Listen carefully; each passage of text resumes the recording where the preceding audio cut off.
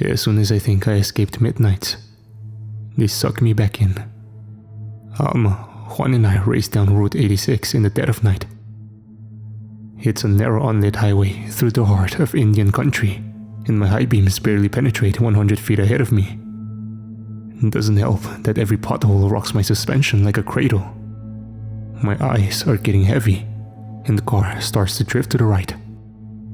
Even at 100 miles per hour, my adrenaline doesn't kick in. My reserves are shot. I need to sleep too bad. Then my chin hits my chest, and my eyes bolt open. I suddenly swerve the car to the left, and Alma shouts from the backseat, "Hey, you okay?" "Yeah." "How much further?" "Another half hour." "It's too long. He's burning up," she yells, clutching Juan on her lap. I'm afraid that Juan got dengue.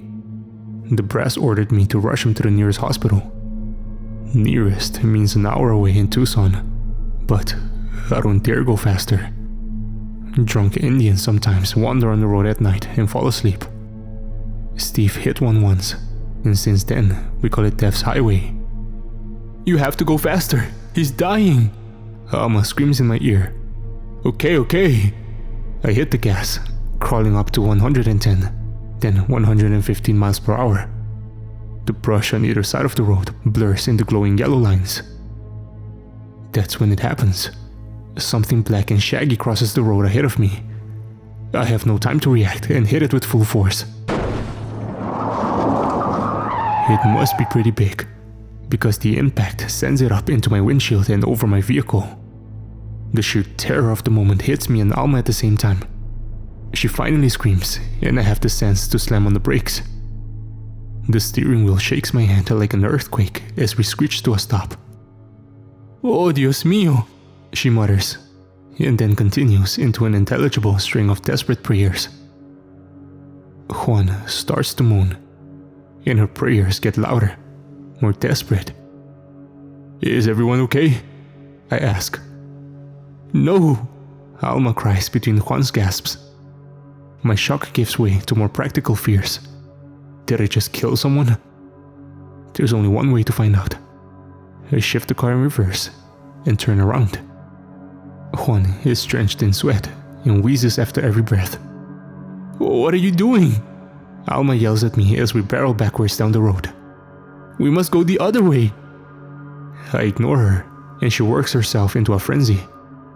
"He is dying. Please go the other way. I might have hit someone." "So? They're already dead. My son is alive," she wails. Then I see it. A large black lump on the side of the road, bathed in the red of my taillights. I hit the brakes. Don't want to hit it, or dim again. "Stay here." I launch out of the patrol car and slam the door behind me. It's pure black outside, except for the lights on my running vehicle. I turn on my flashlight and rush to the animal lump on the road. Thank God, I didn't hit a person. It's some kind of giant coyote, bigger than any I've ever seen in the desert. The impact twisted his spine 180 degrees, so his hind legs face one direction and his front legs face another. Exposed bone pops out of his shoulder, and blood covers his coat. But that's not the most horrible thing. My flashlight lands on his stomach, and I see a shallow breath. I guide the beam up to his face. The poor beast isn't dead. His glassy eye stares at the light. No, not at me. And I don't see pain there. I see pure hate. I swear he even snarls at me. Behind me, I hear Alma banging on the window. There's time for one final mercy I can give this animal. I take out my firearm and shoot him clean through the skull. The shot wakes up a dormant sense of duty in me, and I run back to the patrol car. Opening the trunk, Alma's shouting momentarily breaks the stillness of the desert. But there's something I need to do first. I grab a road flare, slam the trunk shut, and hustle back to the animal. He's so big that some unsuspecting driver could flip his car over the body. Popping the flare, I set it next to the coyote. Its red flame flickers in his dead eyes. Back in the car, I blast down the road with new focus. "How's your boy doing?" I ask Alma. "Really hot. We'll be at St. Mary soon. It's a very good hospital. My mom is there." I look in the rearview mirror to see if my words bring Alma some comfort. What I find almost sends me off the road again. It's the wolf. He sits up on the road, a large black silhouette against the burning red flare. I turn back to the road and hit the gas. We crawl up to 110. Drunk Indians be damned. When we arrive at the emergency entrance of St. Mary's, 2 orderlies with a stretcher and a nurse are already waiting for us. They burst into action, lifting Juan's body onto the stretcher and rushing him inside. Alma and I follow close behind, when suddenly, Juan has a fit.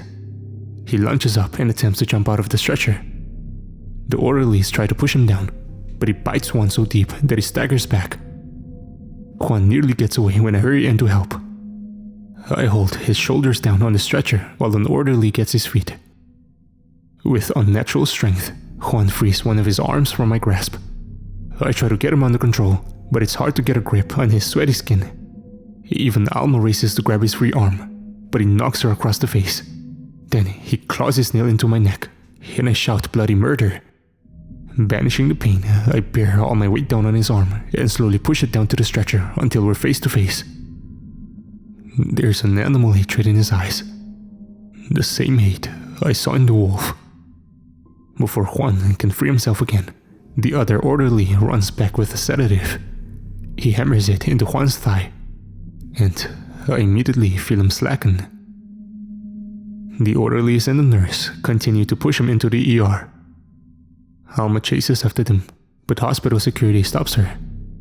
She knocks them back with almost as much tenacity as her son, and I have to grab her in a big bear hug. She resists at first, then breaks down into tears in my armpit. This sudden intimacy makes me feel uncomfortable. My professional instinct tells me to push away, but my humanity draws her closer. As I hold Alma, my gaze drifts above the entrance to the hallway. There's an icon of Mary cradling the baby Jesus, and I can't help but think of the crazy story she told me. It's just a dengue, right? Or could something worse have a hold of Juan? I reject the thought outright. All these insomnia-induced hallucinations have affected my judgment.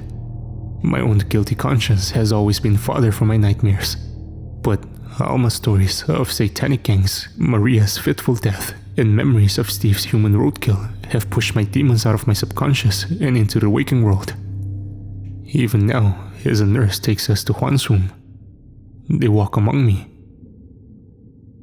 We go under those horrible buzzing hospital lights, and the one at the end of the hall is broken.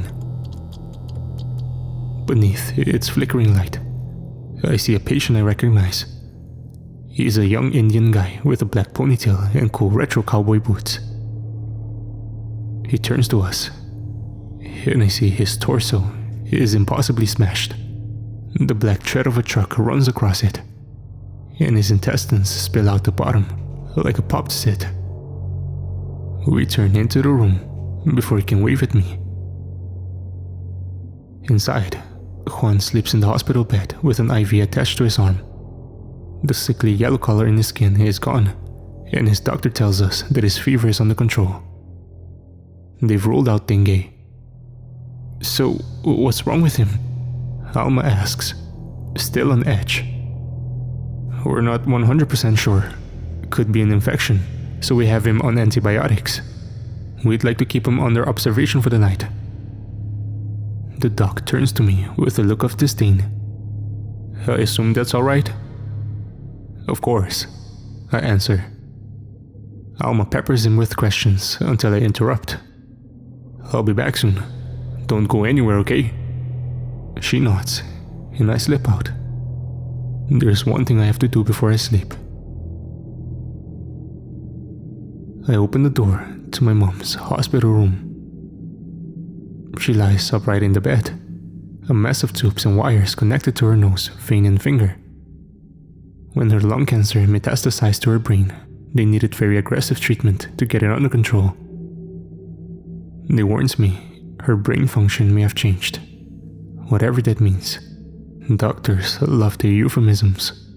They think it helps, but really, it just makes you imagine the worst. I dread the moment my fears become reality, so I watch her for a while. On her bedstand, I recognize her large brass cross from home and her little icons of the Virgen de Guadalupe. I've never been a religious person like my mom, but I'm not going to lie. That stuff on her table makes me feel something. I see how chemo's taking all my mom's hair, and how she can barely breathe with that tube in her nose.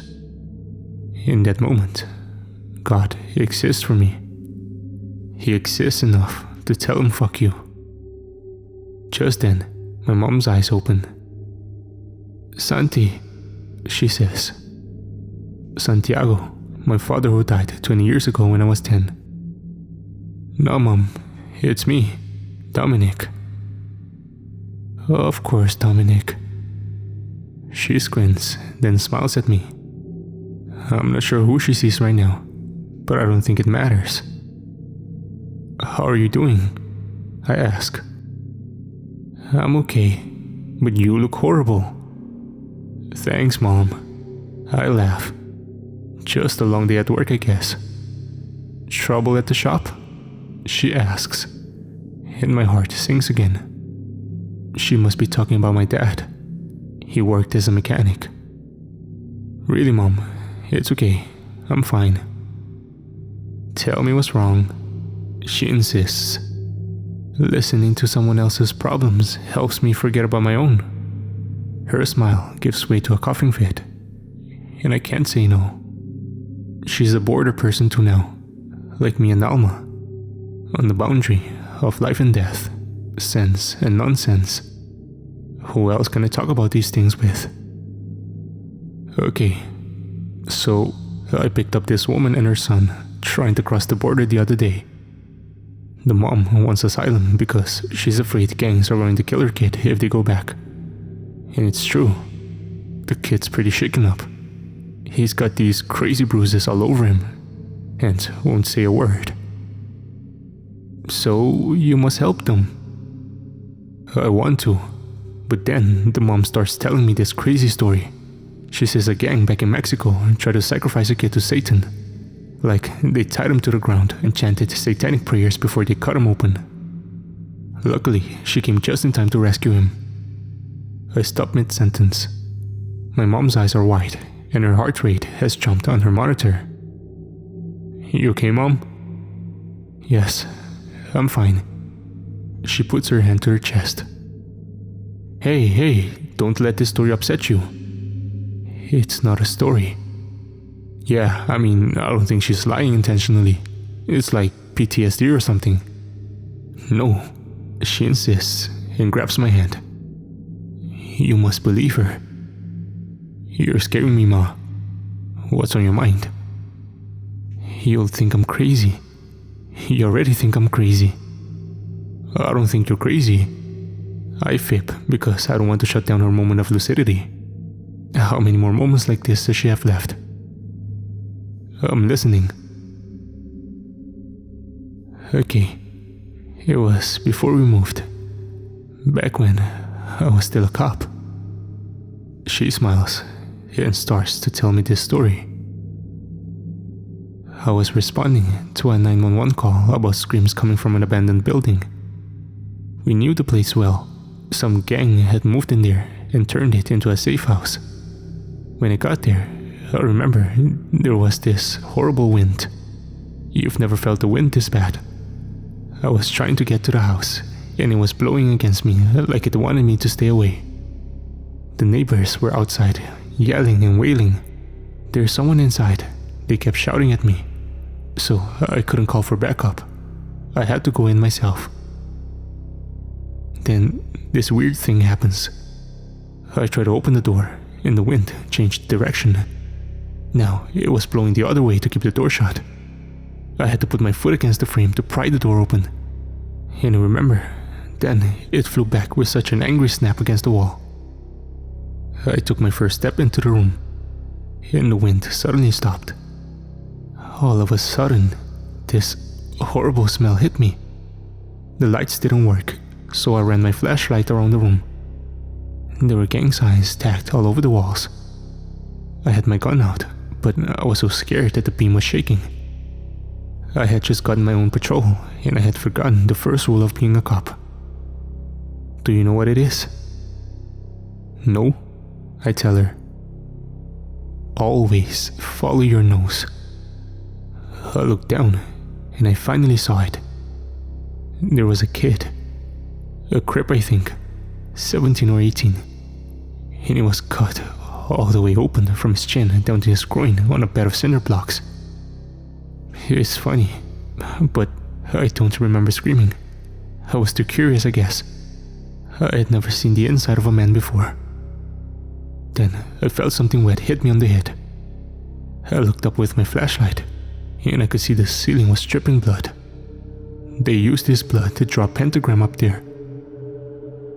You know what a pentagram is? Yeah, Mom, I know. It's the mark of the devil. But that's not why I believe the story you told me.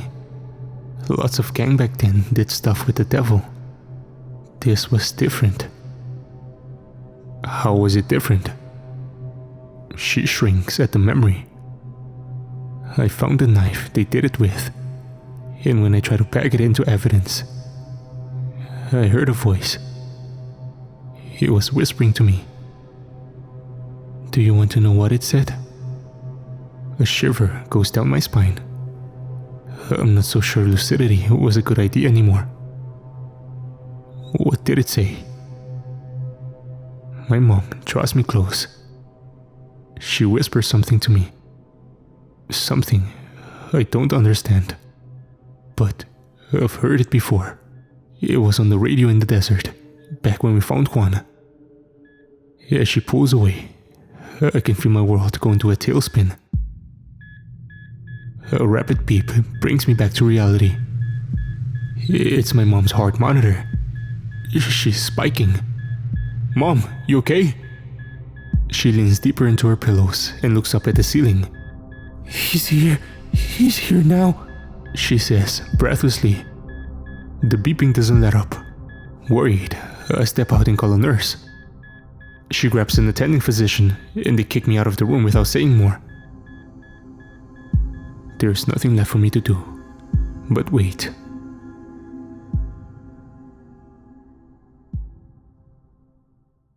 At sunrise, a priest comes to my mom's room. He introduces himself as Father Casey. Putting a plain white vestment, he asks me and the nurse to join him around my mother, who lays unconscious on the bed in a red wool hat. She's been this way the whole night, and the doctors say there's nothing more they can do. Her advance directive only had 2 requests. No life support, and call this priest. I'm sorry to rush you, he says, but this sacrament must be delivered while your mother is alive. The nurse nods while I can only stand awkwardly in the back. The priest lays his hand on my mom's forehead. He's tall and old, with these crazy blue eyes that feel familiar to me. After blessing her, he stands upright and opens a small flask of yellow oil. He places a dollop of it on her forehead, then on her palms. As its smell of cinnamon and pine hits me, he starts a prayer. Through this holy anointing, may the Lord in His love and mercy help you with the grace of the Holy Spirit. The nurse closes her eyes, but I stare blankly at the scene. Even though it's all bullshit, it gives me some comfort to know this will be my last memory of my mom alive. It's better than our last conversation. He continues. May the Lord, who frees you from sin, save you and raise you up. Free her from the memories of disemboweled gangbangers and pentagrams drawn in blood. I grant you full pardon and the remission of all your sins. Thoughts that were probably all bullshit like this. Random brain cells firing in her dying mind. In the name of the Father, and of the Son, and of the Holy Spirit. And that's when I notice a red stain on my mom's clean white blanket. Amen, the nurse repeats. And I see another red stain on my mom's shirt. There's no way it was there before. Does anyone want to offer a prayer? Father Casey asks. Before I can answer, I feel something wet fall on my forehead. It slides down my face, and I catch it with my hand. The priest and nurse stare at me in shock. Rubbing the wetness between my fingers, I open them up to see what fell on me. It's blood. I feel another drop hit my forehead. That's when it dawns on me. My mom said the pentagram was drawn in blood on the ceiling. I look up and realize this isn't just in my head. A large red puddle had spread across the white ceiling. Is this it? Is this the moment my nightmares have entered reality? Another drop hits me in the face. All I can do is yell.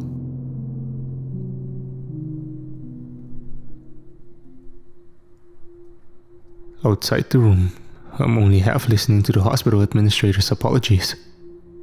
My mom just died, so the fact that it was raining blood is a footnote to a bigger tragedy. Apparently, a special refrigerator leaked upstairs. The mention of blood makes me rub my face. I feel like it's still on my skin. The priest is staring at me too. I never liked priests. My brief experience with religion ended when I was 8. I don't remember much from when I was a kid, but I remember being horribly bored at Sunday school and goofing off all the time. One day, the priest called my mom to say, Dominic will go to hell if he doesn't clean up his act.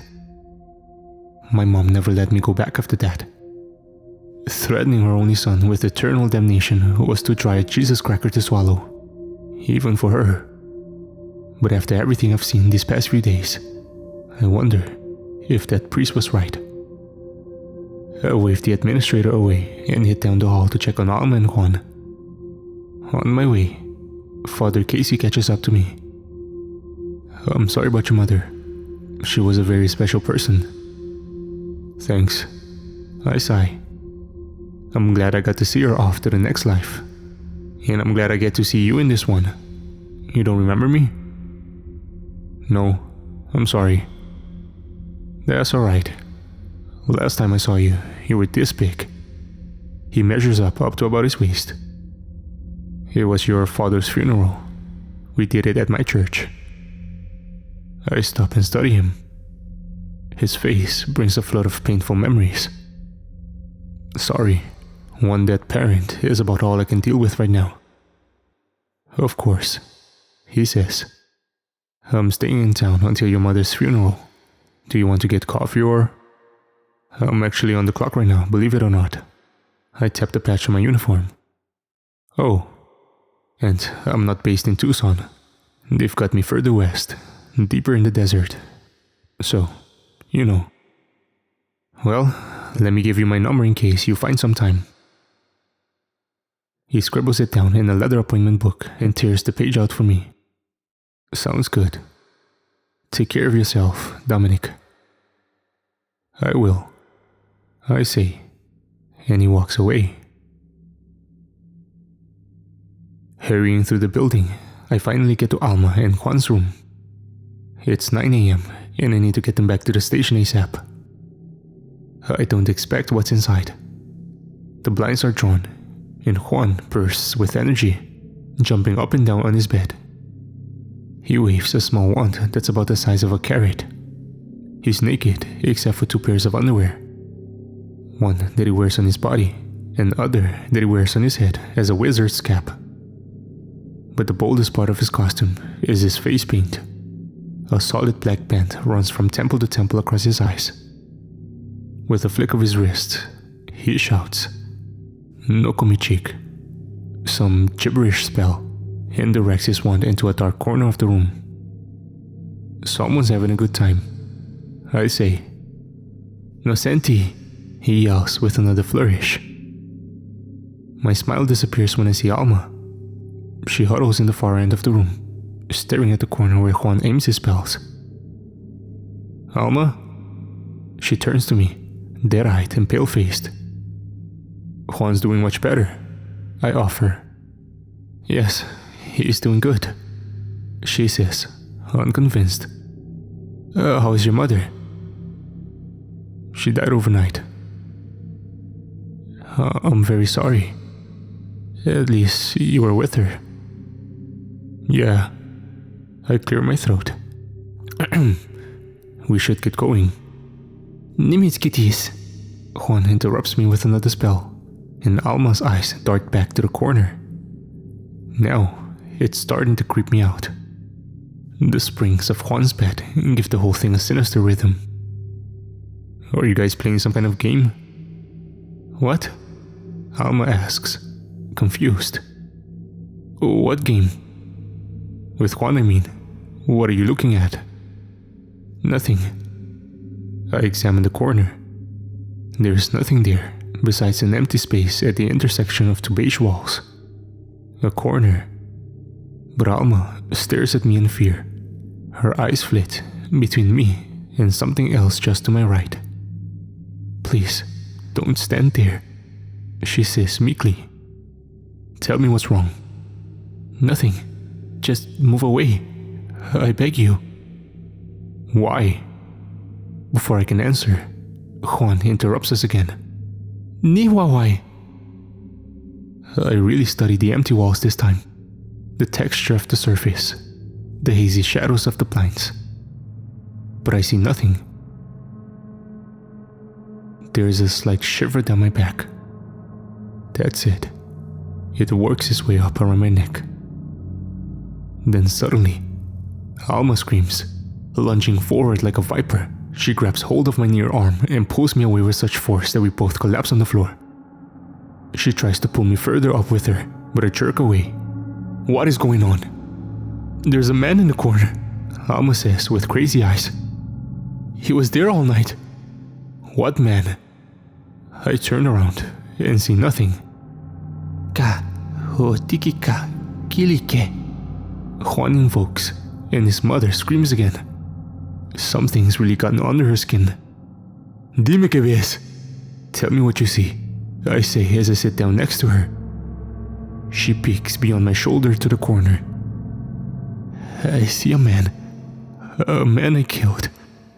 You don't see him? He is young and has no hair. He has tattoos all over his face and his skin is painted blue.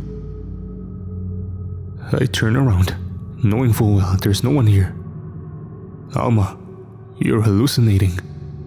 No, he's come back for me. This happens to me sometimes. I see things that aren't there because I feel bad. Shifting my body to block her view of the corner, I give her my best comforting smile. Then I hear Nimoke Kelowatsin, and the door creaks open behind me. I turn around and see no one, but panic grips Alma's eyes again. There's someone new, she tells me. It's just you, me and Juan, I say as he giggles and jumps on the bed. What does your mom look like? Her question immediately tenses me up. Alma stares past my shoulder into the room. Does she have brown eyes? She asks. Anyone could have guessed that. Does she wear a hat on her head? I mean, she's a cancer patient. Is it red? How do you know that?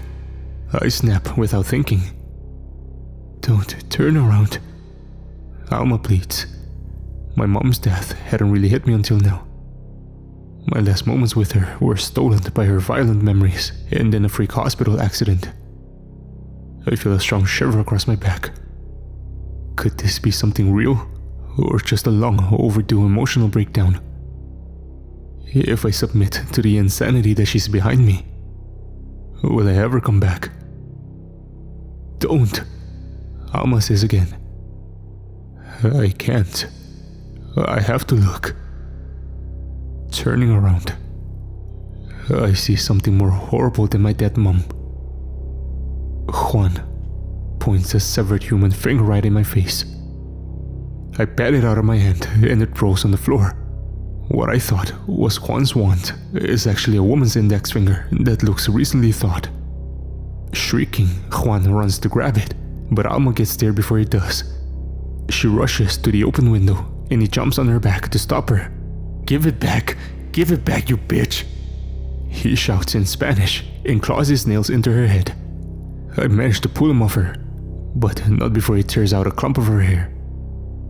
She opens the window and tosses the finger outside.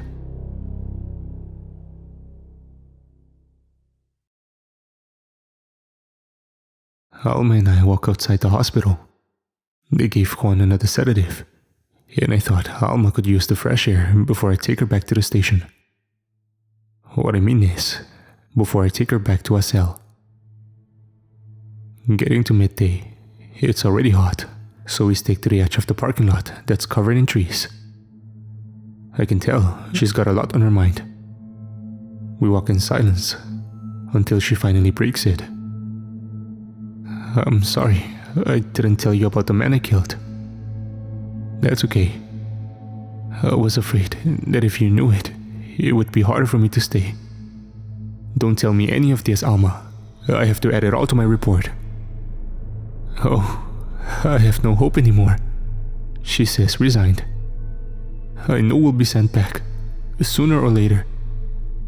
It kills me to hear her say it. But she's right. But I want you to know something. What's that?